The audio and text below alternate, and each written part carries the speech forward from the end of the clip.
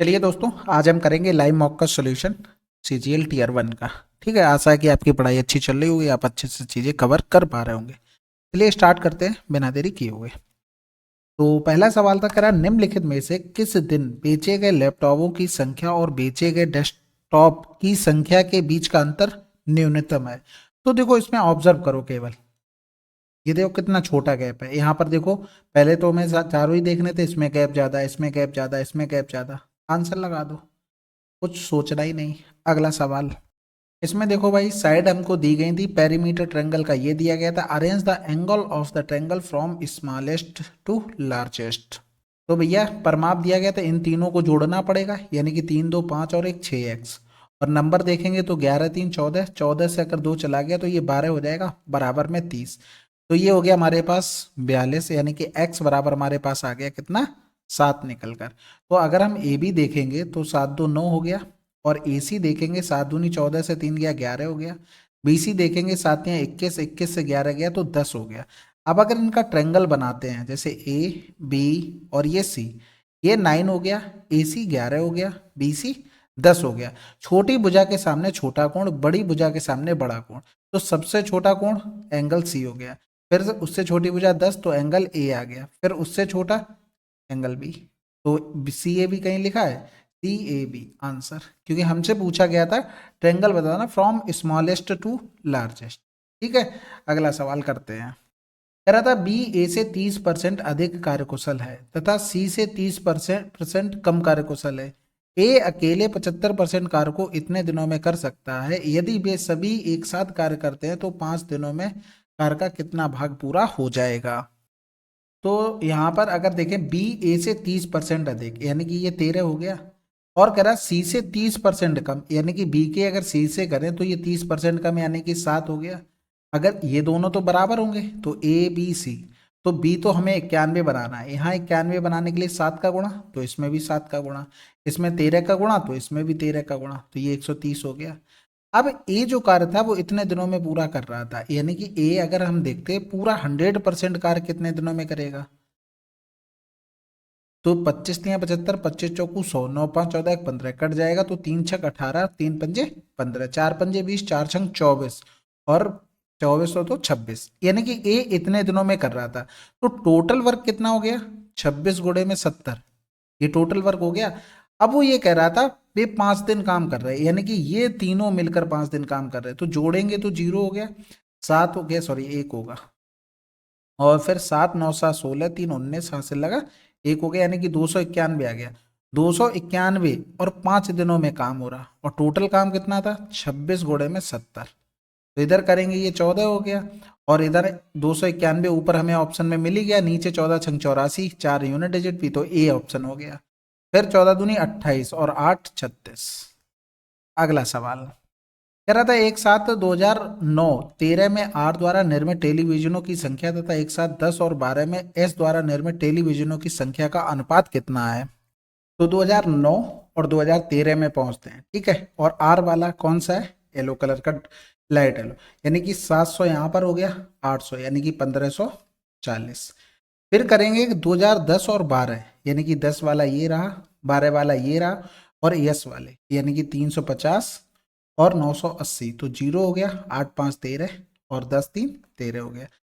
तो यहाँ पर देखेंगे 19 से कट रहा है, यानी कि 22 से भी कट रहा है, यानी कि 7 बार, तो 7 दूनी 14, 7 दूनी 14, 19 सत्ते 133, तो 22 रेशियो 19। अगला सवाल कह रहा था, एक ट्रेन इतने किलोमीटर इतने की चाल से यात्रा करती है, इतने किलोमीटर इतने की चाल से यात्रा करती है, फिर वो इतने किलोमीटर इतने की औसत चाल। एवरेज स्पीड का सिंपल एक ही formula, total distance upon total time. तो टोटल डिस्टेंस 200, 3 500 और 2 700, बटे में टाइम, अगर इसको काटेंगे तो 5 घंटे लगेंगे, इसको 10। अब ये यही चीज होती है, आप ऐसा पेपर में पूरा नहीं लिखेंगे, आप केवल टाइम टाइम लिखेंगे, कितना 5 10 25 अट्ठे 200, इतना लिखना है। तो 10 5 15 और 8 कितना हो गया, 23 हो गया। अब 23 तिया 69 हो गया, भाग तो जाएगा नहीं क्योंकि एक बचा है, आंसर लगा दो।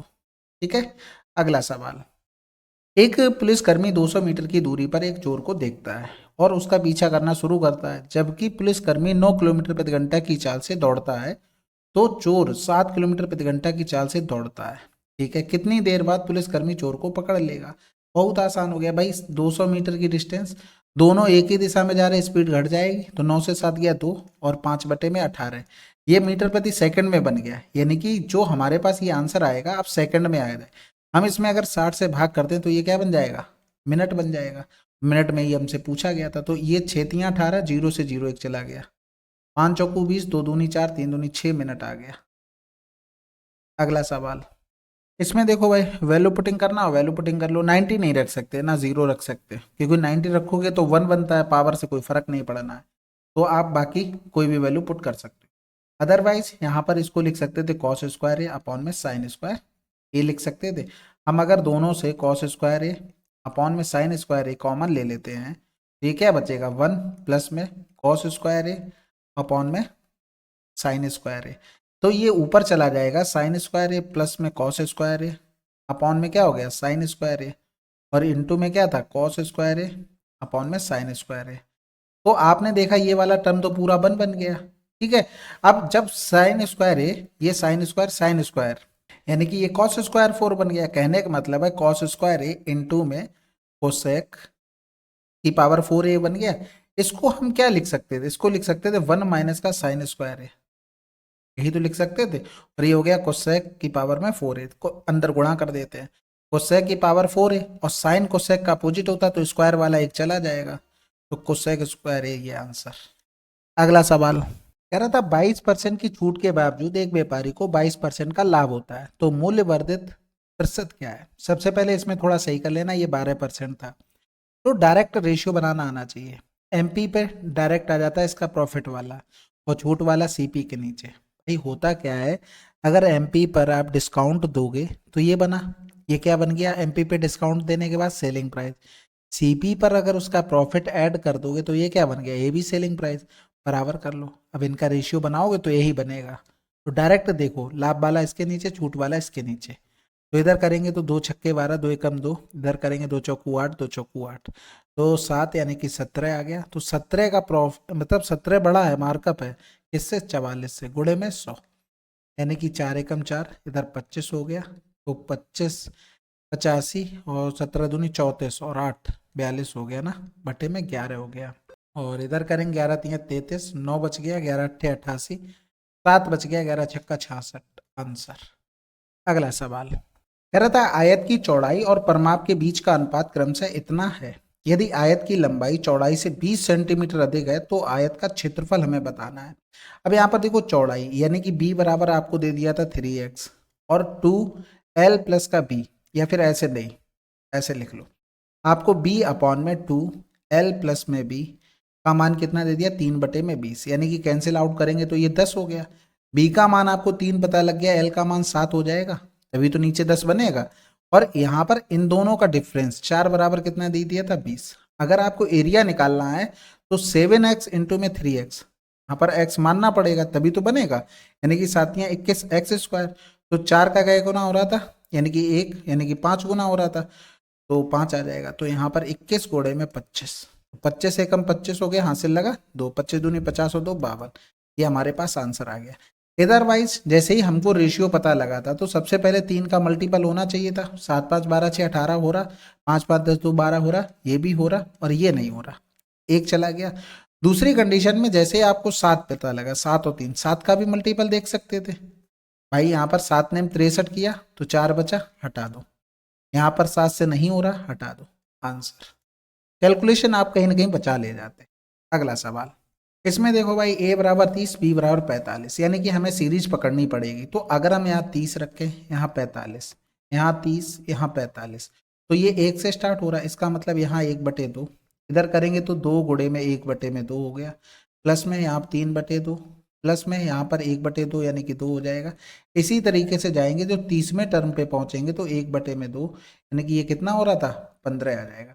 यानी कि यहाँ पर हमने देखा तो 1/2 प्लस का 1 प्लस में 3/2 प्लस में 2, इस तरीके से चीजें चलती रही। अब यहाँ पर हुआ क्या है, कहाँ जा रहे हो भाई, अभी यहीं रहो। यहाँ पर सब में 1/2 इसमें ऐड किया गया, फिर 1/2 इसमें ऐड किया गया, फिर 1/2 इसमें ऐड किया गया, यानी कि ये सीरीज चल रही है हमारी किसमें, एपी अर्थमेटिक मेन में, क्योंकि डिफरेंस हमारा सेम है। और टर्म कहाँ तक चला गया, 30 तक, क्योंकि 1 से स्टार्ट हुआ था, 1 2 3 4 30 तक चल रहा था। तो इस सीरीज का अगर हम सम निकालेंगे यानी कि x का पूरा सम, तो n/2 2a plus n minus का 1 इंटू में d, ये सम निकल कर आ जाएगा, जिसमें a बराबर में 1/2 है और n बराबर में 30 दे दिया था, d बराबर यानी कि डिफरेंस 1/2, इनके मान रखने थे। तो 30/2, 2 गुणे में 1/2 प्लस का n माइनस यानी कि 30 माइनस का 1, d का मतलब 1/2 हो गया। तो यहाँ पर देखोगे 30 से 1 गया तो 29, हम यहाँ पर 2 काट नहीं रहे, हमें कैलकुलेशन आसान रखनी है, एलसीएम ले लेंगे 2, यहाँ पर 2 प्लस का ये 29 हो गया।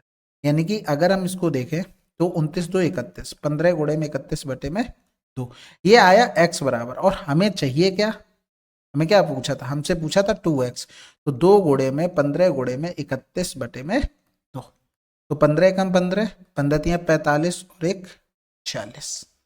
अगला सवाल, ये तो सिंप्लीफिकेशन है, आराम से तसल्ली से कर लेना आप लोग, ठीक है। कह रहा था एक व्यक्ति ने वार्षिक रूप से संयोजित 10% ब्याज की दर पर चक्रवृद्धि ब्याज में 2 वर्षों के लिए एक निश्चित धनराशि का निवेश किया। यदि प्राप्त चक्रवृद्धि ब्याज निवेश की गई धनराशि से इतना कम है तो निवेश की धनराशि क्या है।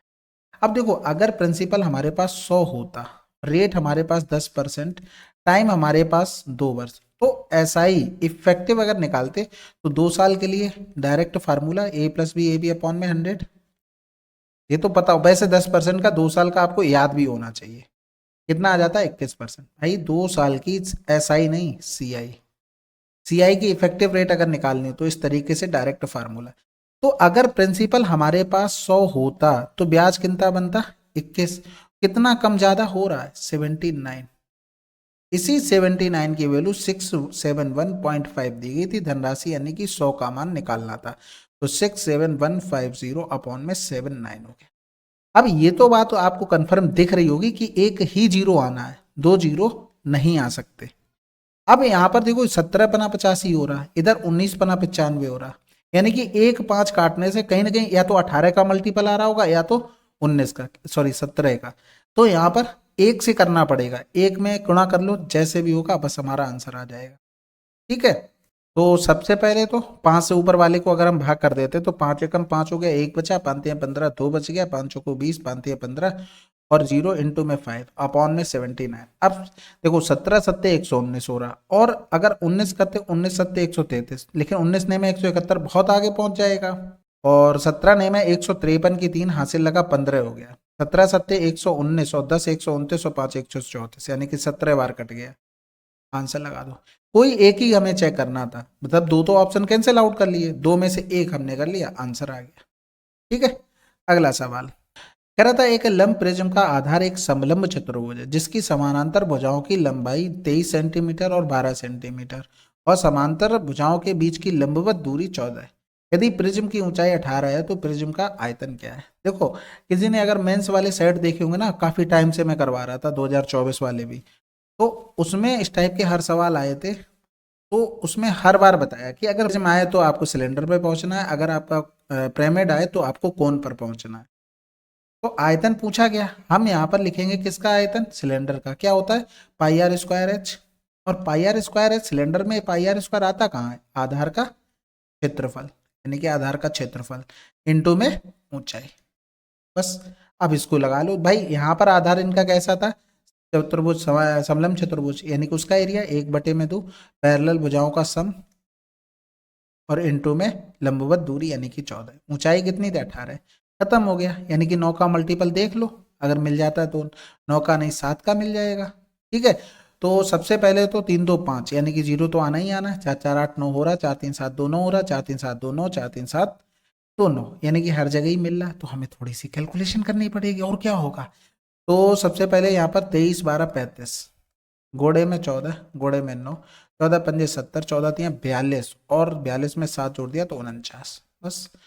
तो 9 9 चौक 36 हो रहा था, 0 9 ने 81, आंसर।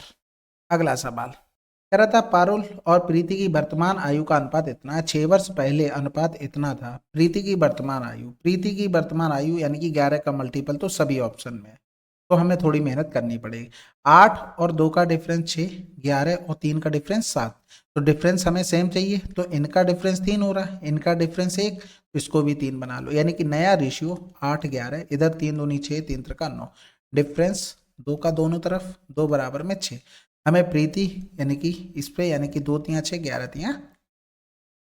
अगला सवाल, इस सवाल में देखो भाई, सबसे पहले क्या करो, पूरे में 2 का गुणा कर दो। हमें क्या बताना है, स्मॉलेस्ट ना, 2 का गुणा करेंगे 5 बटे में 12, 9 बटे में 14, 7 बटे में 18, 11 बटे में 21। अब देख लो, क्रॉस मल्टीप्लाई करके देख लेते हैं भाई। देखो क्रॉस मल्टीप्लाई 14 पंजे 70, 12 ने में 108, तो कौन सा बड़ा आया ये, लेकिन हमें छोटा चाहिए तो हम बीच वाले को हटा देते हैं क्योंकि ये तो ऑलरेडी बड़ा हो चुका है। बाकी कंपेयर करते हैं, तो इसका इसका किया तो 18 पंजे 90, 12 सत्ते 84, यानी कि अभी ये बड़ा हो गया। अब इसको हमें चाहिए, इनका गुणा करेंगे 21 सत्ते 147, तो ये हो गया 198, यानी कि अभी सबसे छोटा यही आया 7/18। 7/18 मतलब 7/36। ठीक है, कंपेयर करना होता क्रॉस मल्टीप्लाई करके, बाकी तो आसान है। अगला सवाल, इसमें देखो भाई, ये कह रहा था इस तरीके, ठीक है, इनको क्या करो, इंडिविजुअल जीरो कर दो, इंडिविजुअल सबको जीरो कर दो, तो हमें जो जीरो सेटिस्फाइड करना वो तो हमें मिल जाएगा ना बस। तो x बराबर क्या निकल आएगा, 1 लिख देते हैं पूरा, 4x माइनस का 5 बराबर में 0, तो x बराबर में 5/4।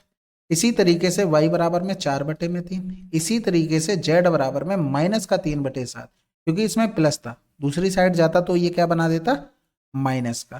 तो यहाँ पर मान रखेंगे 5/4, 4/3 और 21 गुणे में माइनस का 3/7, 7 तियां 21, 3 त्रिका 9, 3 दूनी 6, 4 दूनी 8, 4 दूनी 8, 5 दूनी 10। ठीक है, तो आंसर 9। अगला सवाल कह रहा था, एक समकोण त्रिभुज एम एन ओ में M P N Q O R M N O के कोण समद्विभाजक है। एम एन ओ 90 डिग्री है और भुजाओं एम ओ और एम एन की लंबाइयां इतनी है। अंतःवृत्त के अंत त्रिज्या की लंबाई, ये तो एंगल बाई सेक्टर का तो हमें कुछ लगता नहीं कोई रोल भी है। एम एन और ओ हो गया, एम ओ दे दिया था हमको 34 और एम एन हमको दे दिया था 16, बस खत्म हो गया ये तो। 8 15 17 पढ़ा आपने, 8 15 और 17, तब में 2 2 गुना हो रहा था, यानी कि ये कितनी रही होगी 30। तो आपको यहाँ पर पता है, अगर रेडियस निकालनी हो तो आप परपेंडिकुलर का और बेस का सम माइनस में हाइपोटेनस अपॉन में 2, तो यहाँ पर 30 प्लस का 16 माइनस का 34 बटे में 2 हो जाएगा, तो ये माइनस का 4, 16 से 4 गया तो 12 हो जाएगा बटे में 2, यानी कि 6 आंसर। अगला सवाल करें, चलो फिर। कह रहा था 6 डिजिट नंबर है, 7 11 13 से डिवाइड है। देखो 7 11 13 का मतलब होता है 1001, यानी कि ये जो होती है ना सीरीज, वो हमेशा एबीसी फॉर्म में होती है, यानी कि रिपीटेशन में होते हैं डिविजिबल वाले नंबर। तो इसमें हमें वही देखना था, b बराबर 1 हो गया, a बराबर में 4 हो गया, और कुछ चाहिए नहीं था, यानी कि 4 इंटू में 4 प्लस में 3 इंटू में 1, तो 4 चौकू 16 3 19 आंसर। अगला सवाल, इसमें देखो भाई डायरेक्ट 1 1 मान लो, 3 हो गया, 3 का क्यूब 3 त्रिका होती है 27, प्लस में यहाँ पर हो गया माइनस का 1, यानी कि माइनस का 1, 26 आंसर चाहिए था। तो देखो 24 तो 26 मिल रहा है, यहाँ पर 24 से 2 जाएगा तो माइनस का हो जाएगा, यहाँ पर भी नहीं मिलेगा और यहाँ पर भी नहीं मिलेगा आंसर, क्योंकि हमने क्या किया, x बराबर y बराबर 1 पुट कर। अगला सवाल कह रहा था, दो वृत्तों की त्रिज्याएं 15 और 11 हैं, उनके केंद्रों के बीच की दूरी इतनी है, यदि इन दोनों वृत्तों के बीच उभयनिष्ठ स्पर्श रेखाओं की संख्या x है तो इसका मान। देखो एक कंडीशन तो ये बनती है, एक कंडीशन ये बनती है और एक कंडीशन ये बनती है। ठीक है, इसमें देखो ये रेडियस का सम की बात करता है, लेकिन सम की बात करोगे तो इन्होंने 4 दे रखा है, तो ये कंडीशन फेल हो गई। ये यहाँ पर रेडियस के सम से बड़ा होगा, रेडियस के सम से बड़े होगी डिस्टेंस की, तब ये कंडीशन बनेगी। ये कब होगा, जब रेडियस हो गए ना उनका डिफरेंस बहुत कम होगा, यानी कि यहाँ पर दोनों के सम के बराबर है, ये रेडियस के सम से ज़्यादा है और ये रेडियस के सम से कम है। ठीक है, तो ये इस तरीके से इसमें हमारी स्पर्श रेखाएं 1 2 ये 3 बनती हैं। ठीक है, और इसमें हमारी 1 2 3 और ये 4। ठीक है, और इसमें केवल 1 बनती है, तो ये चीज़ें ध्यान रखना। इस वाली कंडीशन को दिया गया था x बराबर 1, 1 + 1 का होल स्क्वायर यानी कि 4। अगला सवाल, कह रहा था यदि दुकानदार द्वारा मंगलवार को बेची गई आइसक्रीम की संख्या 900 है तो दुकानदार द्वारा बुधवार को बेची गई आइसक्रीम की संख्या और शुक्रवार को बेची गई आइसक्रीम की संख्या के बीच अंतर क्या है। मंगलवार को यानी कि मंगल ये रहा, यानी कि 10 बराबर में हमें 900 दे दिया, और शुक्रवार की और किसकी बात कर रहा था, बुधवार, यानी कि ये रहा हमारे पास शुक्र, ये रहा बुध, यानी कि 13 और 30 का डिफरेंस 17 है, तो 17 ने में 153, आंसर आ गया। अगला सवाल, इसमें देखो भाई P बराबर इतना, Q and R two factor of this, then value of P plus Q plus R। बहुत आसान है। देखो अगर इसमें देखें 3 दूनी 6 यानी कि एक्स स्क्वायर प्लस का 3x माइनस का 2x माइनस का 6, तो x कॉमन ले लिया, x प्लस का 3, 2 कॉमन ले लिया हमने, x प्लस का 3, तो ये x प्लस 3 हमने यहाँ से कॉमन ले लिया, बचा क्या, x प्लस का 3 x माइनस का 2, ये हो गया हमारे पास Q, ये हो गया R। अब क्या करना है, अवन करेंगे भाई। P का मान हमने रख देना है, तो P का मान कितना था, x माइनस का 1, Q का मान कितना था, x प्लस का 3, R का मान x माइनस का 2, ये कैंसिल आउट हो गया, 3x आंसर। अगला सवाल, इसमें देखो भाई P और Q दिया गया तो इसके हमें मान निकाल लेते। तो भाई सबसे पहले P स्क्वायर अगर करोगे तो 6 5 11 माइनस का 2 रूट 30 हो गया, इसका होल स्क्वायर करोगे 10 3 13 प्लस में 2 रूट 30 हो गया, ठीक है, यहाँ पर भी 30 होगा। अब इन दोनों को जब जोड़ोगे तो ये तो इससे कैंसिल आउट, यानी कि ये 24 हो गया, तो यहाँ पर 24/4, आंसर 6। भाई होल स्क्वायर करके डायरेक्ट बनाया है, और एक एक चीज लिखोगे फिर तो बहुत टाइम जाएगा, फिर वीडियो ही देखते रह जाओगे आप। अगला सवाल कह रहा था एक व्यक्ति को 5% कर का भुगतान करने के बाद उसकी आय के रूप में इतना प्राप्त हुए। यदि भुगतान किए गए कर में अगले वर्ष 10% की वृद्धि होती तथा आय स्थिर रहती तो व्यक्ति द्वारा अगले वर्ष में प्राप्त निवल आय ज्ञात कीजिए। देखो अगर हम यहाँ पर देखें कि 100 रुपए होते हमारे पास या 1000 मान लेते हैं, इसमें से 5% एक को चले गए, 5% का एक का मतलब हो गया 50, ठीक है, तो मिले कितने होंगे यहाँ पर 950, ये 50 चला गया 950। अब वो ये कह रहा था जो कर था ना वो 10% बढ़ गया, यानी कि ये 10% बढ़ गया है, कहने का मतलब अब 55 हो गए। जब 55 हो गए तो ये तो यही रहा, कर ही तो बढ़ गया था 55, तो ये इधर 5 कम हो गया होगा, यानी कि 945। तो पहले कंडीशन में यानी कि 950 का मान मैं कितना दिया था, 27,550। अब हमें जब बढ़ गए तो कम ही मिलेगा, यानी कि इसी का हमें मान निकालना। इसमें देखो भाई क्या करते हैं, 0 से 0, अब इसमें 0 कहीं से नहीं आने वाला है आंसर। इसके अलावा कैलकुलेशन तो थोड़ी बहुत दिखा देते हैं और आगे, जिससे आपको कंफर्म हो जाए कि 0 नहीं आएगा। तो यहाँ पर 19 पना 95, 19 से कम 19 हो गया, 19 से कम 19, और बचा कितना हमारे पास 8, 19 चौक 76 हो गया, फिर बचा 9, 19 पना 95, फिर करेंगे 5 दूनी 10, 5 9 45, तो 29 गुणे में 945। अब यहाँ पर देखो अगर मान लो ऑप्शन में और कुछ भी होता तो पहले तो 9 पन्ना 45 देखते, और इसके अलावा सिंगल या तो 30 माइनस 1 करके कर लो, या तो फिर डायरेक्ट मल्टीप्लाई यानी कि 29 का टेबल याद हो, तो यही तरीका आपको होगा। तो काफ़ी चीज़ें यहाँ पर बन सकती हैं, जैसे यहाँ पर 9 की डिविजिबिलिटी भी चेक कर सकते हो, तो ये आपको चीज़ें दिखनी चाहिए, यानी कि आंसर आ जाएगा 27,405। अगला सवाल कह रहा था यदि कोई बेईमान दुकानदार खरीद और बिक्री दोनों के वजन में इतने की हेराफेरी करता है तो दुकानदार का कुल लाभ परसेंटेज क्या है। देखो सिंपल सी बात, 100 रुपए की कोई चीज थी, 2.5% के कम में खरीद के लाया है, यानी कि 97.5, तो जो बेच रहा है वो 102.5 में बेच रहा है, यानी कि ये उसका कॉस्ट प्राइस हो गया और ये उसका सेलिंग प्राइस हो गया। इनका हम रेशियो बना लेते हैं, ठीक है। तो सबसे पहले 25 से काट ले, पॉइंट से तो पॉइंट चला गया, इधर करेंगे तो 25 चौकू 100, 25 से कम 25 हो गया, इधर किया तो 25 दिया 75 हो गया, बचा कितना 22, 25 ने में 225, यानी कि प्रॉफिट 2 का हुआ, और बटे में 39 पर गुणे में 100, यानी कि ऑप्शन का सहारा लेके हम डायरेक्ट भाग करते हैं। तो सबसे पहले देखो सबसे बड़ा 6 लिखा, 6 तियाँ 18, लेकिन आप इधर 6 ने में 54 करोगे तो ज़्यादा हो जाएगा, 200 से हटा दो, 5 से चला जाएगा, 5 ने 45 की 5 हाथ से लगा 4, 5 15 4 19, यानी कि बचा कितना 5, पॉइंट लगाया और 0 बढ़ाया, तो एक बार भाग चला गया, आंसर। अगला सवाल, चलिए फिर ये थे टोटल हमारे 25 क्वेश्चन। आशा है कि आपको सोल्यूशन पसंद आया होगा। पढ़ाई अच्छे से तैयार मतलब शुरू कर दो, क्योंकि टाइम आपके पास बहुत कम है और पढ़ना बहुत ज़्यादा है, ठीक है। चलो फिर मिलते हैं अगले वीडियो में, तब तक के लिए जय हिंद जय भारत।